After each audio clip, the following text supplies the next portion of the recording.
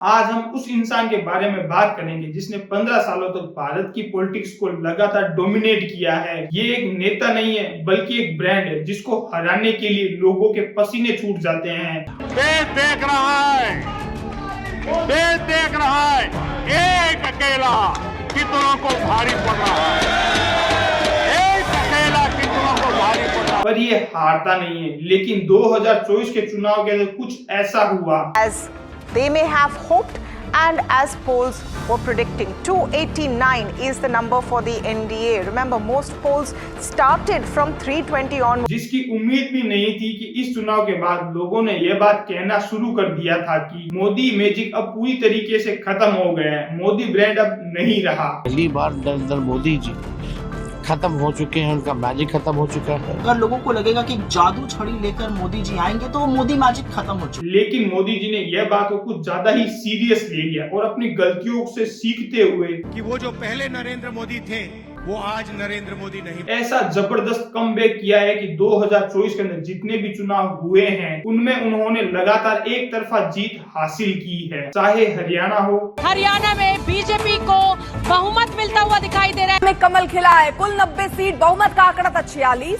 BJP ने इस बहुमत के आंकड़े को छू लिया और 48 पर। या फिर महाराष्ट्र हो, BJP-led Mahayuti alliance has retained power in Maharashtra. और या फिर Delhi. Delhi has decided and it has given the mandate to the BJP. तो दिल्ली के नतीजों से उत्साहित हरियाणा भवन में सीएम नायब सिंह सैनी जलेबी पार्टी करते नजर आए। उन्होंने तमाम बीजेपी के नेताओं और कार्यकर्ताओं को जलेबी खिलाकर दिल्ली जीत का जश्न। हर जगह मोदी का जादू दोबारा से चला और यहाँ तक कि रिपोर्टर भी ये बात बोल रहे हैं, अगर आज लोकसभा चुनाव हो तो मोदी आराम से ही अपना बहुमत पूरी तरीके से हासिल कर लेंगे। तो आखिर ऐसा क्या हुआ कि जो कांग्रेस दूध हमेशा फटा हुआ बता रही थी, आज वही फटा हुआ दूध उबाले मार रहा है। आखिर क्या किया मोदी जी ने ऐसा जो कि भारत की राजनीति के अंदर इतना बड़ा कमबैक किया है। नरेंद्र मोदी अपने पूरे राजनीतिक करियर के अंदर कभी भी चुनाव नहीं हारे हैं। मोदी जी ने फरवरी 2002 के अंदर गुजरात असेंबली से चुनाव लड़ा था और उसके बाद 2002,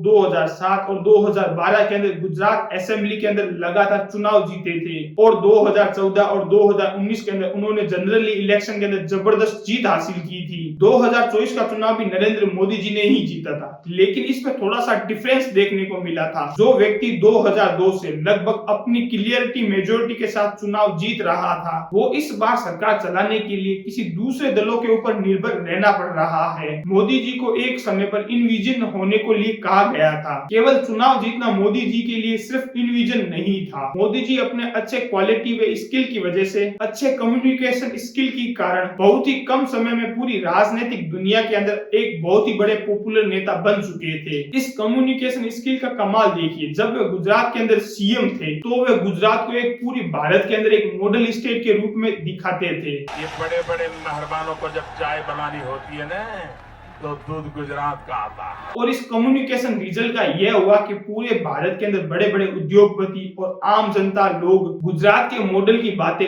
लगातार उनके जुबान पर करने लगे थे। Gujarat has been a pioneer state.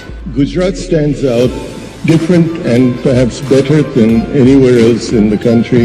जहाँ देखो Gujarat model, Gujarat model, Gujarat model, Gujarat model. जब 2014 का चुनाव आया तब यही गुजरात मॉडल एक नेशनल पॉलिटिकल्स का ब्रांड बन चुका था। बीजेपी जो कि एक अलायंस बेस्ड पार्टी थी, जो कि मोदी जी की लीडरशिप के अंदर सिंगल डोमिनेंट फोर्स एक पार्टी बन चुकी थी, अपने दम पर सरकार बनाने लगी थी और प्रधानमंत्री नरेंद्र मोदी जी के बनने के बाद उरी का बदला लेने के लिए पाकिस्तान के ऊपर सर्जिकल स्ट्राइक की गई थी। फिर पुलवामा का बदला लेने के लिए बालाकोट के ऊपर भी एयर स्ट्राइक की गई थी। तो मोदी की छवि ब्रांड एस गीगा लेवल के रूप के अंदर हमें सामने देखने को मिली थी। इन्हीं कामों की वजह से 2019 के अंदर बीजेपी हिस्टोरिकली मेंटली जीत हासिल कर पाई थी और 2019 से लेकर 2024 के बीच का इनकी छवि लार्जर देन लाइफ बन चुकी थी। उन्होंने आर्टिकल 370 को हटाने का फैसला लिया, जो कश्मीर पिछले 70 सालों से लगातार जल रहा था। उन्होंने राम मंदिर बनाने का पूरा फैसला लिया, जो कि काफी सालों से लगातार चल रहा था। या फिर 150 करोड़ लोगों पर रिकॉर्ड तोड़ कोविड वैक्सीन को चलाना था। ये सारी चीजें मोदी जी की छवि को और ज्यादा लार्जर लाइफ बना चुकी थी। ग्लोबल स्टेट के ऊपर भारत की छवि लगातार बदलती ही जा रही थी,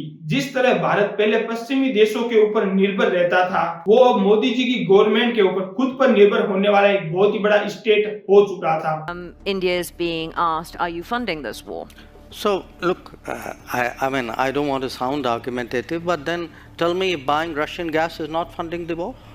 I mean, why is it's only Indian money and oil coming to India which funds, but it's not gas coming to Europe which funds? जहाँ पर कोई भी बीजेपी के वोटर का नाम तक नहीं लेता था, वहाँ पर बीजेपी के वोटरों की संख्या लगातार बढ़ती ही चली गई। आप सब लोगों को क्या लगता है मोदी जी के बारे में? आप मुझे कमेंट सेक्शन के अंदर जरूर जवाब दें और इसी तरह अपना प्यार बनाए रखें।